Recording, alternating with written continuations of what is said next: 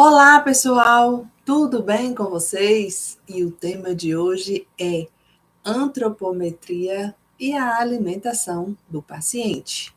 Eu sou Anne Coelho, enfermeira, professora há 15 anos e estou aqui para ajudar você a superar seus medos nas práticas hospitalares e a conquistar o seu primeiro emprego na enfermagem.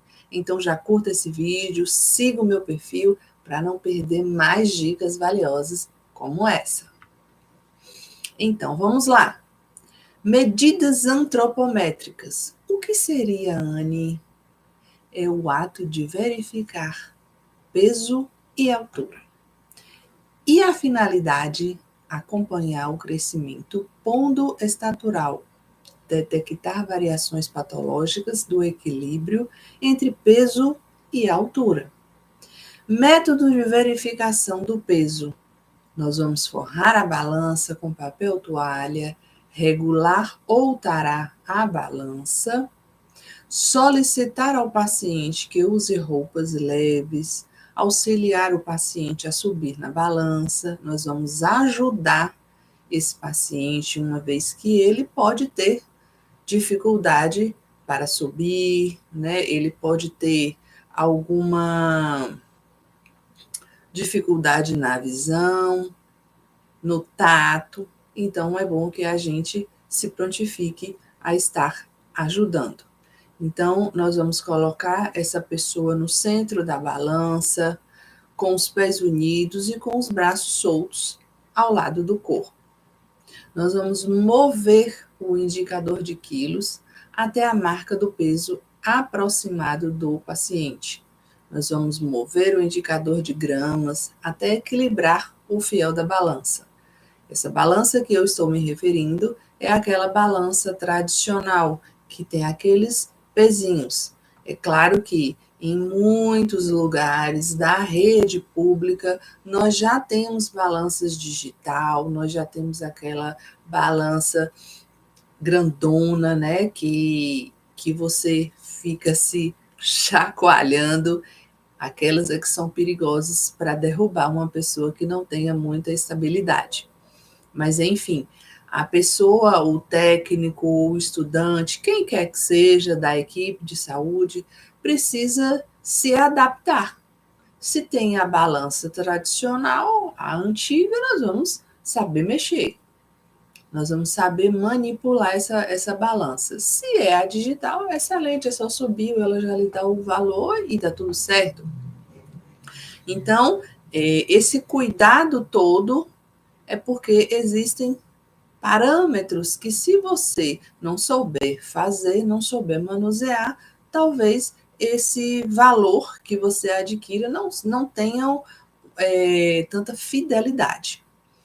Então, o que, que a gente vai fazer, né? Depois de todos esses cuidados, a gente vai ler e anotar o peso que a balança nos indicou. A gente vai auxiliar o paciente a descer novamente dessa balança. Ele subiu, a gente ajudou, ele desceu e a gente ajudou também. Colocar os mostradores em zero e tarar a balança. Toda vez que você desce o paciente, você precisa posicionar, né, os marcadores para poder chamar uma nova pessoa. Então, o método de verificação agora da estatura, ou seja, do tamanho dessa pessoa. Nós iremos colocar o paciente de costas para a escala de medida, suspender a escala métrica, fazendo com que a haste repouse sobre a cabeça do paciente, cuidadosamente para não machucar. Manter o paciente em posição ereta, com a cabeça em posição anatômica, né, com os pés unidos, travar a haste e auxiliar depois que o paciente desça da balança. Então, a mesma balança que pesa, ela é a mesma que faz a medição. É claro, pessoal, que existem as balanças digitais que elas só pesam. Aí você vai ter que ter a arte separado para estar fazendo o tamanho, né? Para estar verificando o tamanho da pessoa. Nós vamos realizar a leitura e anotar. verificou lá o tamanho, né? E você vai fazer essa anotação. Depois, você vai destravar, lembrando, todo esse procedimento, ele requer, né, o passo a passo, para que nada dê errado. Então, você desceu esse paciente, você vai observar, né,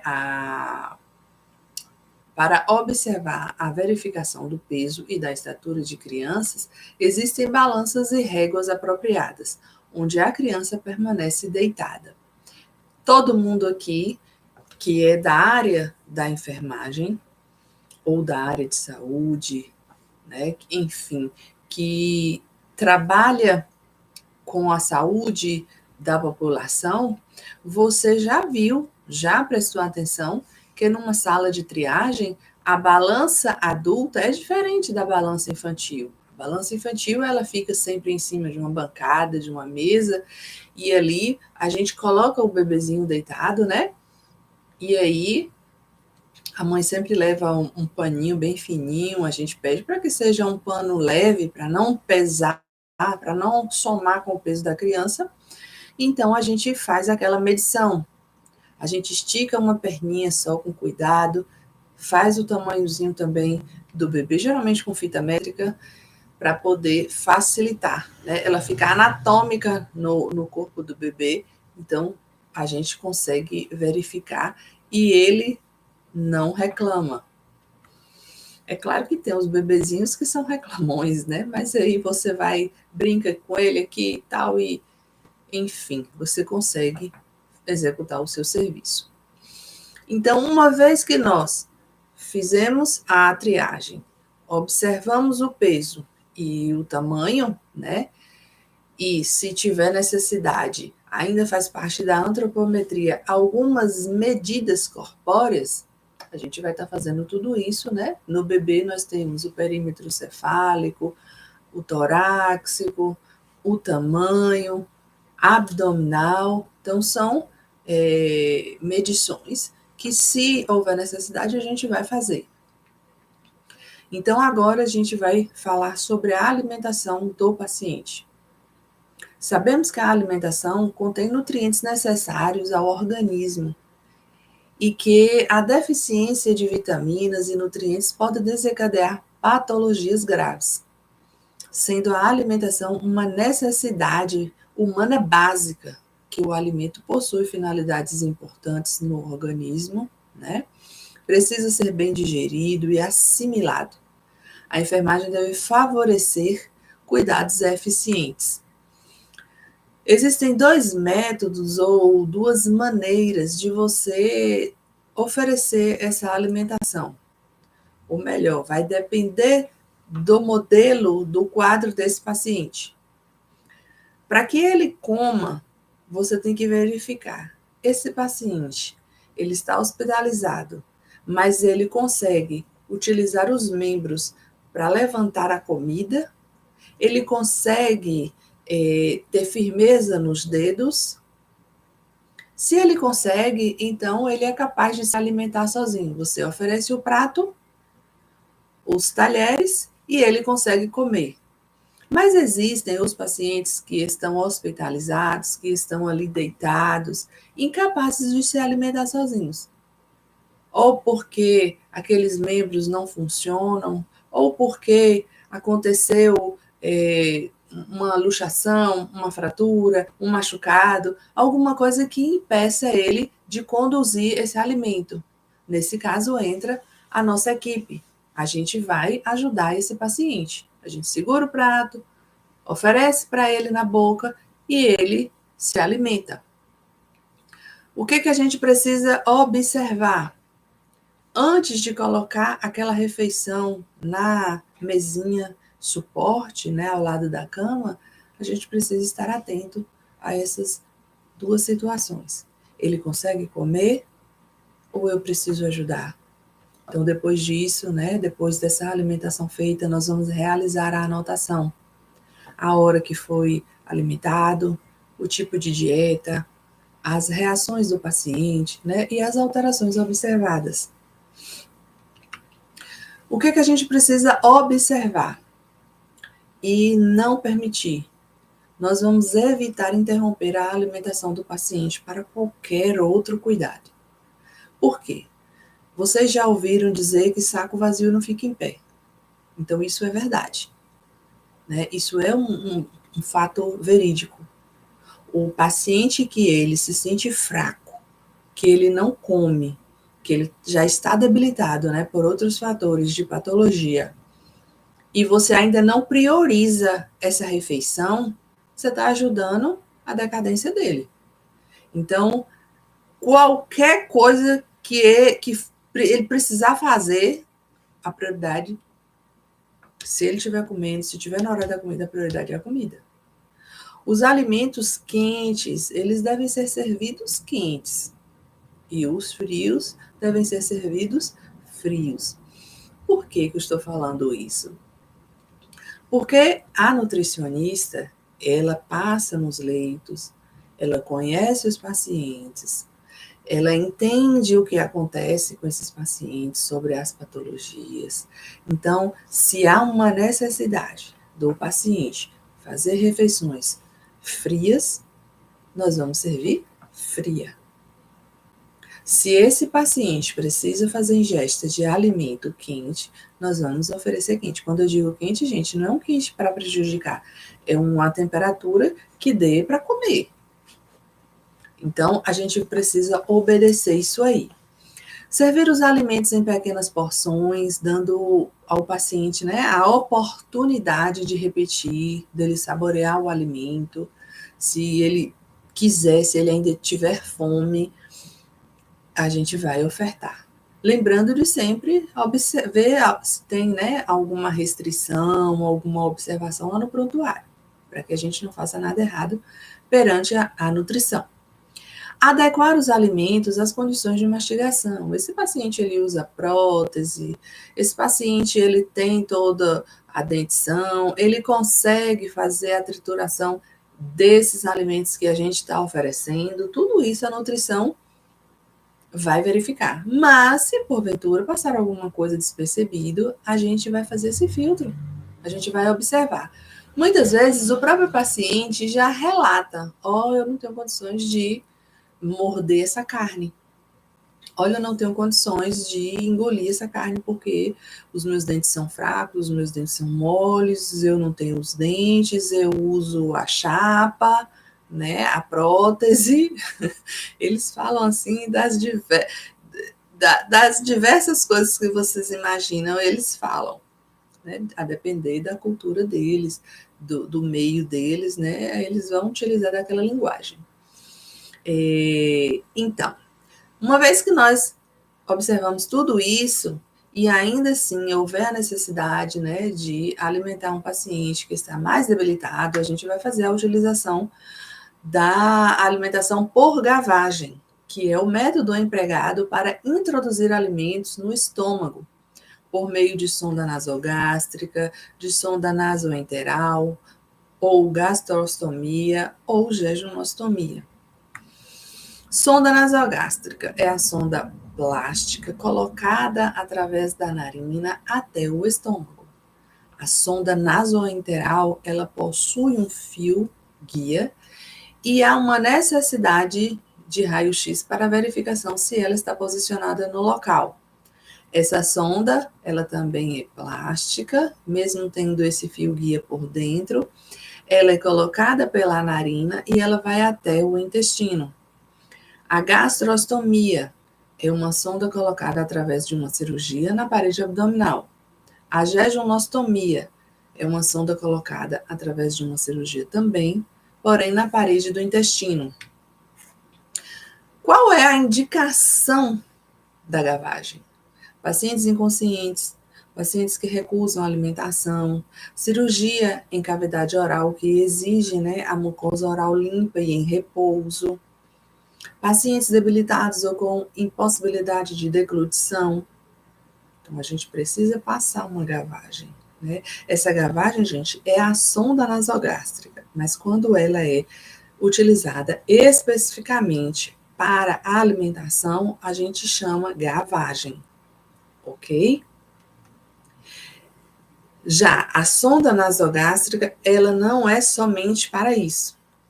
Através dela, nós podemos drenar conteúdo gástrico, que é o que a gente chama de sonda aberta, né, com coletor, realizar a lavagem gástrica, que é a lavagem do estômago, administração de alimentos e medicamentos.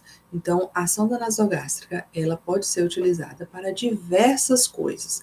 A gavagem é só apenas uma. E a gavagem é relacionada apenas com com alimentação. Agora, uma parte importante.